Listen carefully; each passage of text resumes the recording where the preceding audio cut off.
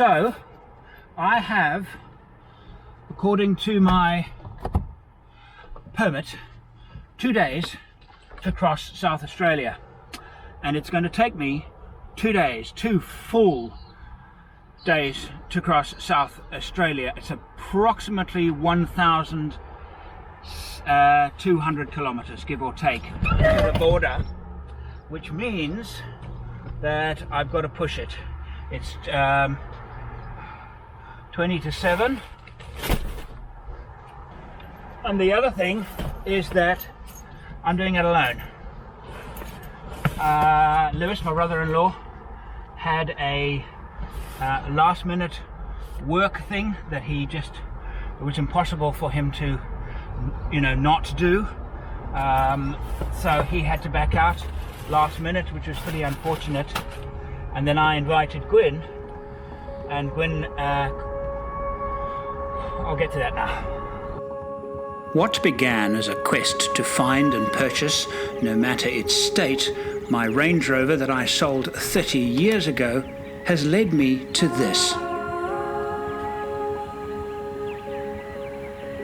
Sleeping the night, curled on the back seat, to be woken by the Australian bush calls and being reacquainted with the familiar smell of gear oil. This series of videos is that story.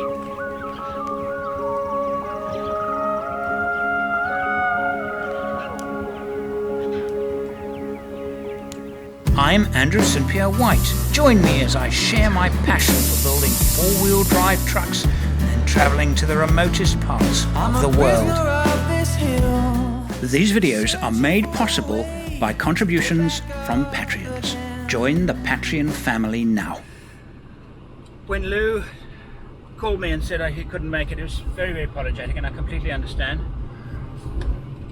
Work has to come first, situation like this. So I chatted to Gwyn, and Gwyn was very interested, and amazingly, Gwynny said to me, I will come, whatever you need, I'll come. Fine. She just put all her interests aside and said she would sit in that left-hand seat, and she would actually help with the driving too, actually quite a bit. But she would, without an aircon, 3,000 kilometers across Australia. But I'm about to become a granddad for the first time, and it's only just it's imminent, and because it's imminent, I said to her, this would be a bad time for you not to be home. Daughter Erin needs, if she's ever going to need you, it could be now. No, it would be the wrong decision to make to take her away from home. So I have to do it myself. Get up early, get out of the traffic, get on the open road. I tell you, I'm obsessed by this when I'm traveling. When I'm in a motel, just first light, out. I could get up before first light, but I don't like driving. I find that if I start the day by driving at night, I get tired very quickly during the day. But if I start the day, normal human hours, i.e. sleep at night, we are, after all, diurnal creatures. I find myself not getting tired. Turn right at the traffic light.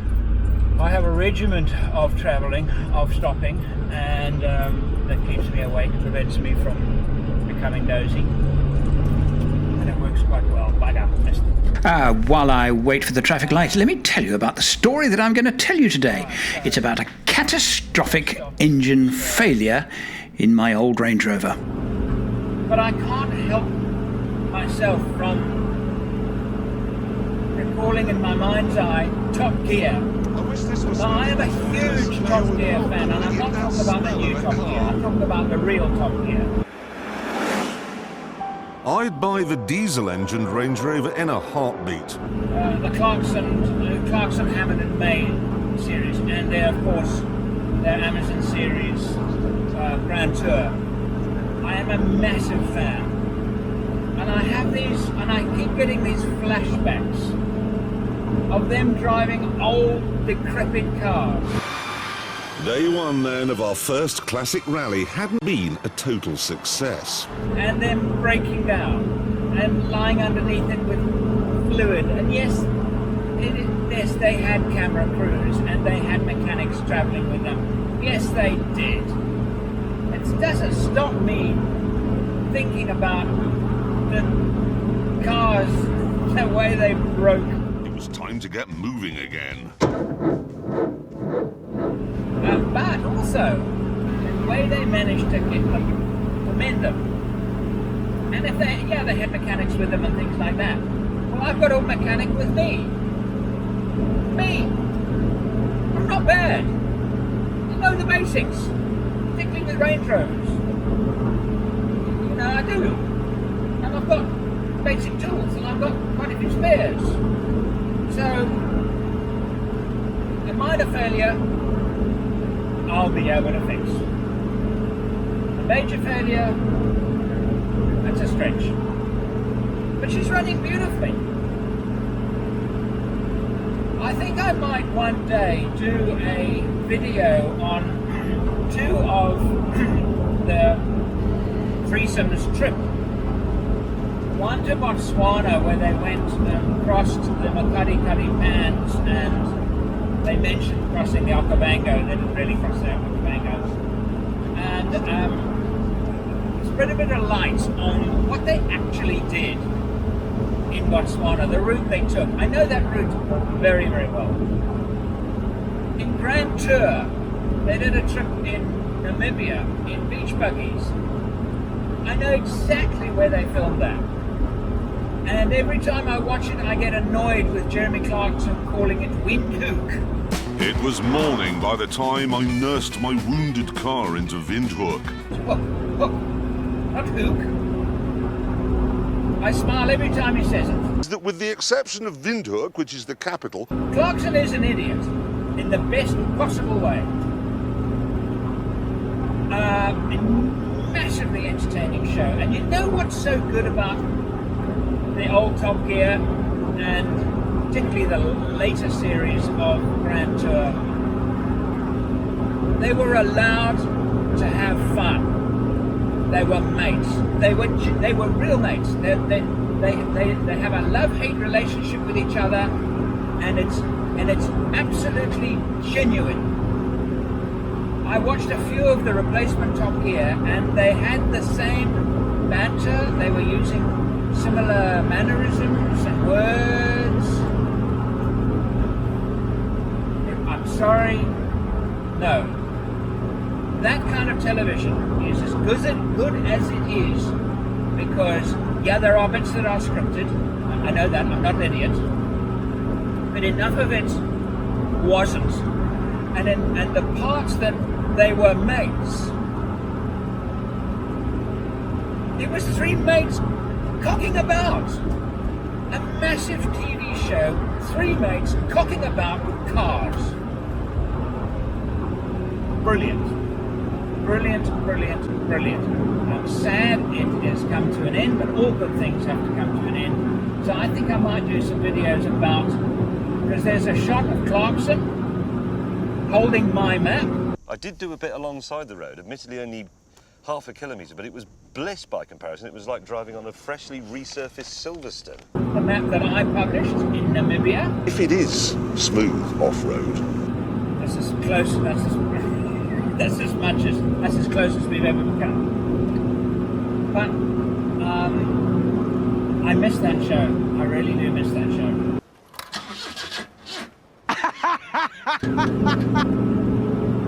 We've done it! we had crossed the Makati. Trees! Yeah, good stuff. Such good stuff. So you are, I have nobody else to talk to, so you are my passengers. So the sulfur smell from the leaking hub is gone. I inspected this morning before I got into the car. No more leakage at all, nothing. What happens is you look on the inside and you'll get a line of oil that actually runs down the tyre. Nothing. Tyre was clean. There has been some leakage. Brakes this morning seemed fine. So perhaps it was just a a little bit of oil that got on the brakes and no more. What I did is I elected to just keep an eye on it. I am carrying gear oil, so if I have to top it up, I can. But it's obviously not a serious problem, and if there is a bit of seepage, it's not a lot. So I've got 150 on the clock this morning. Car's running well, nice and sweet. Average speed up a little bit from yesterday. One thing I regret not doing during the vehicle preparation, and that is having the windows tinted.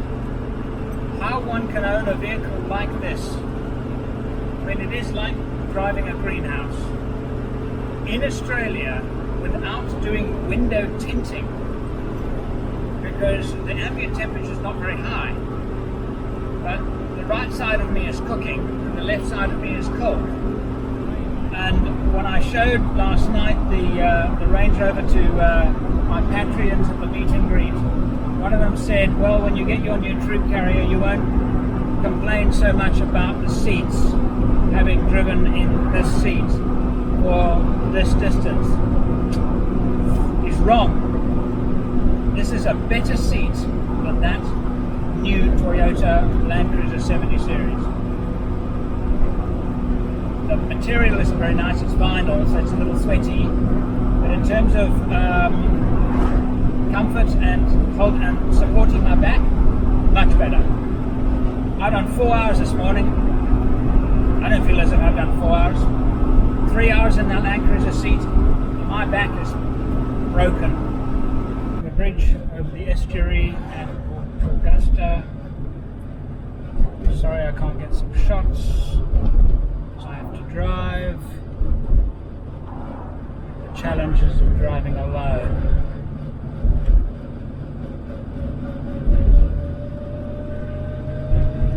Got some fuel, I've got some breakfast. I'm going to drive out of town and then pull over for a 10-minute break. And when I get there, I'll turn the camera on again. So this here is the turning.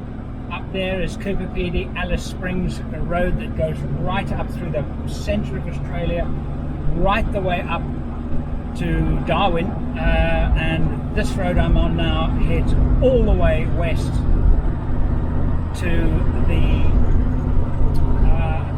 Perth, Western Australia, Perth. Just thought of a really good story to tell you, but there are no shade trees or anything, and it's getting rather warm, and I want to tell you that story. It's about this engine, and the day I had a catastrophic engine failure. But in the meantime, yeah, the heat, the ambient temperature isn't that high, it's not killing me, but this sun is really, really unpleasant. So, starting to smell like gear oil again. It's not terrible, but it's there. And I tried out the brakes a minute ago and they are veering to the left, but actually not that badly. Yeah, that's a bit better. It is warm. It is getting warm in here. I'm going to try and find a spot to, still haven't had my breakfast. I'm drinking my coffee. I haven't had my breakfast.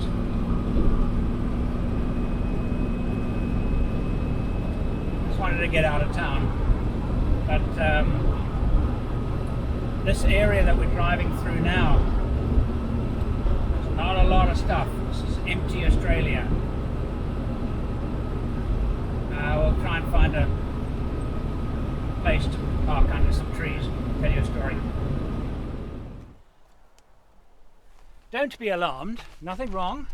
Stopped, checking on various things, and pleased to say everything is looking absolutely normal. In 1984, I did an expedition to Namibia, and I've shared on YouTube the very, very first time I used a winch. I was out in the desert, and during that trip we had massive tire failures, tire problems, and I learnt the engine because I had very serious carburetor problems on that trip. And so when I went to Botswana in 1986, and we were actually camped with wild animals, and we were very remote. Well, we were in Namibia too, but even more remote in Botswana.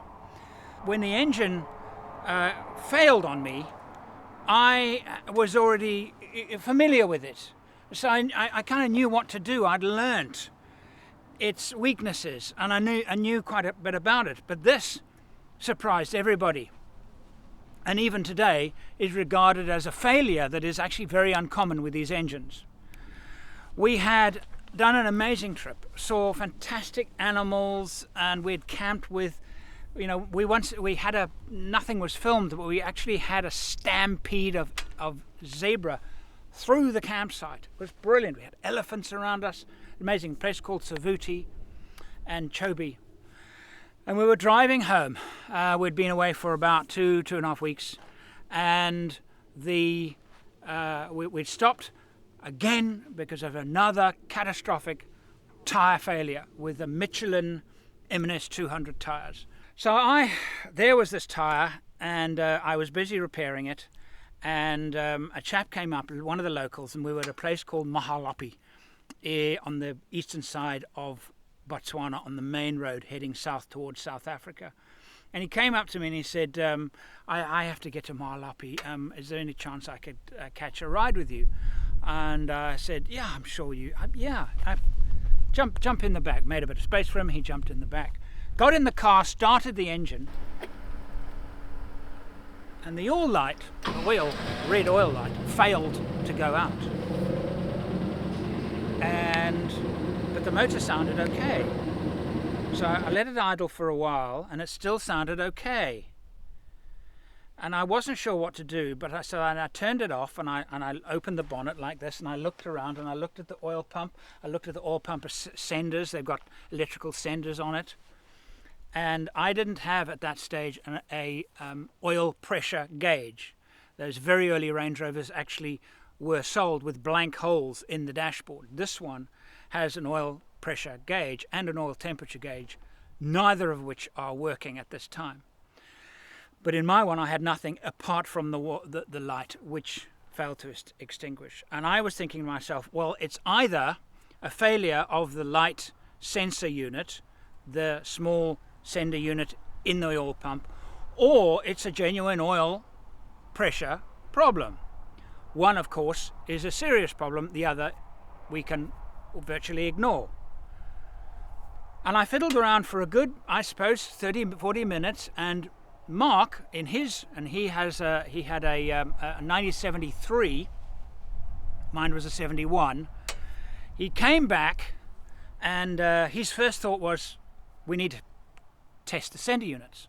So we swapped the sender units around. I gave him mine, and he turned his engine on, and he said, no, light's gone out. I turned my engine on, light stayed illuminated. Right, it's an oil pressure problem. We had been over some extremely difficult and not so much difficult, but rough terrain, very rough roads. And Jonty said, could it be that the oil pickup unit in the sump has somehow got a crack in it, because it would be sucking in air and not oil? And that seemed the most likely solution. So we took the sump off on the side of the road, and then took the unit out, the pickup unit out, and had a very, very close look at it, and it appeared fine. So we put it back, and we replaced the oil. I then took apart the oil pump to inspect the oil pump. The filter looked fine, it wasn't blocked. The oil pressure bypass switch was moving freely. That was another thought we had. In fact, I have a feeling we checked that before we took the sump drain, the pickup off. We made sure that relief valve, what happens is if the filter gets very, very clogged, it can release And so in other words, the engine is still fed with oil. It might not be filtered oil, but it's still oil. So it prevents a catastrophic bearing failure because of lack of oil. But it was moving absolutely freely. So we surmised that that wasn't the problem, and there was nothing wrong with the pump at all. And I remember Mark lying underneath it, and we were all kind of, what is it? What is it? And he said, hey, is this supposed to be turning? And what he was doing is with his finger, he was rotating the shaft.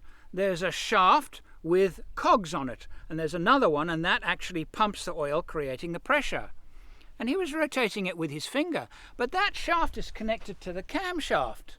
It's driven by the camshaft. It's locked. When the camshaft spins, it spins. And he was rotating it with his finger. What? No! We climbed underneath, and the thing had... There's a shaft, and there's the pump cog. What else? What's the impeller? It's probably the better word. It's shrink fit. It's shrunk fit in manufacturing, and this thing was rotating. We had found the problem. We took it out, and we tried to, with a chisel we had in our toolbox and a hammer, tried to score, very difficult because it was made of extremely hard metal, tried to score the inside of the impeller and tried to score the outside of the drive shaft to the pump. And we got it to work, because then when we hammered it in, it seemed to lock. And we thought, well, it's the best we can do. We can't get a spare part. It's the best we can do for now. Let's try it.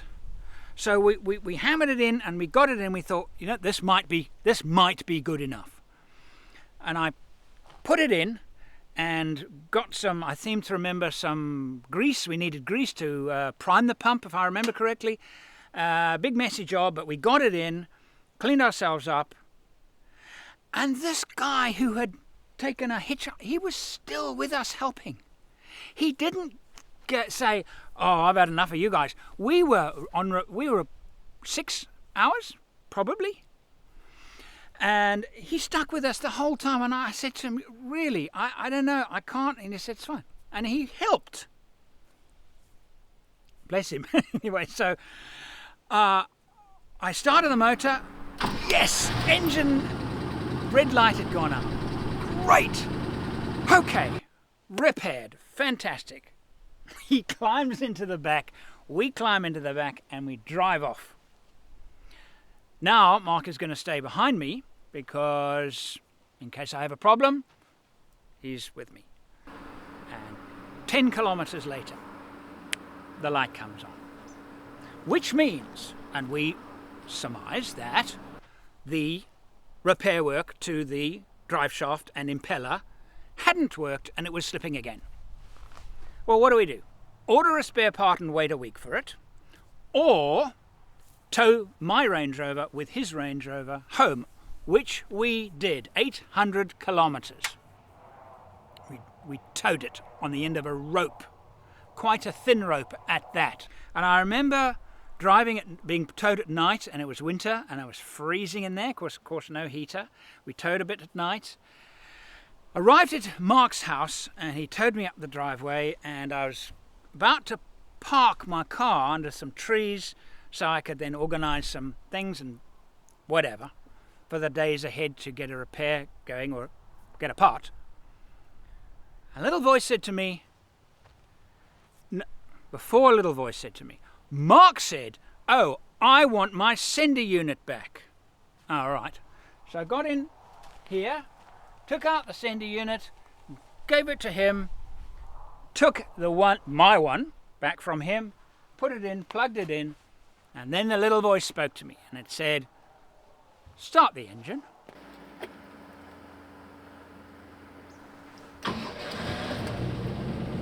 I started my engine, the light went up.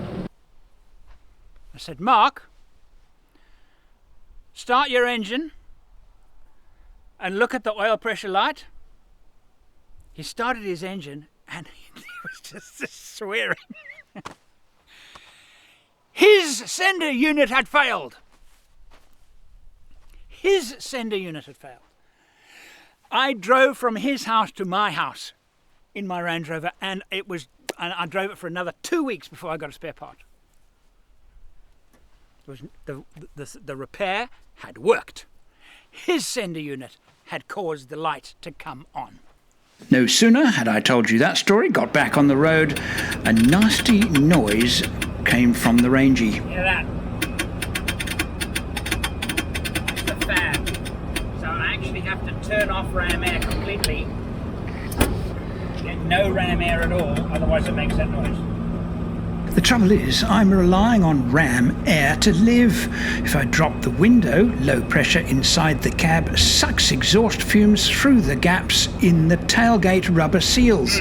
So I have no choice. I have to get this right. One or the other. Or I will be poisoned to death or driven mad to death. The ram air is actually spinning the blades, and that's what's making the noise.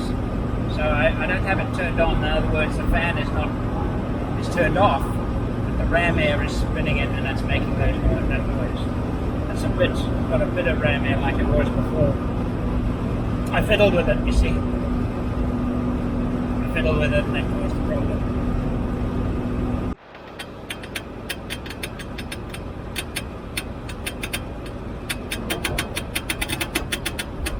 I know where it's coming from. I've taken the top of the dashboard off, and there's a cylindrical metal thing that's almost certainly the fan, and there's a small hole, and if I can stick something in that hole, I can stop the fan from spinning, I think, because it's spinning, and that's what's making the noise as it's spinning. But I don't have anything that I can stick in that small hole. I'm trying to think. What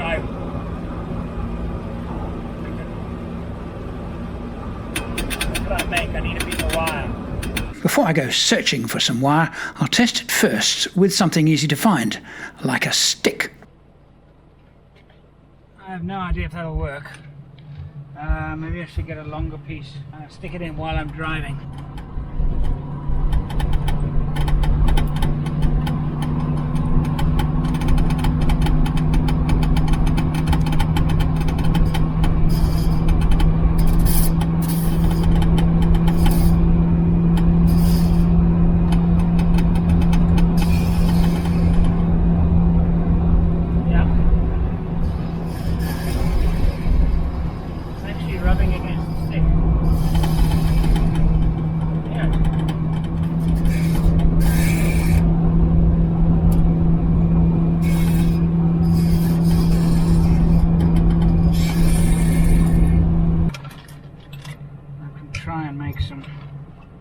Tool.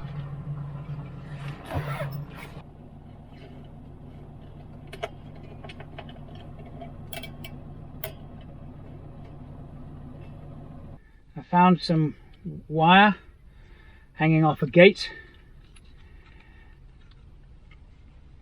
so the wood, I realise, is just going to break as I try and I need to put some leverage in there. It needs something with a bit of spring in it. Let me see if this will work.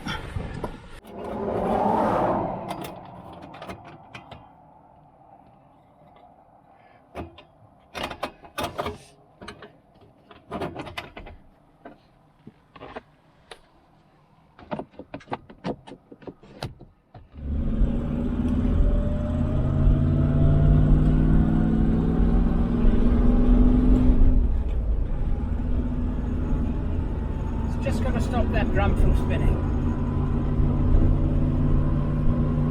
Promising? These videos are made possible by contributions from Patreons. Join the Patreon family now.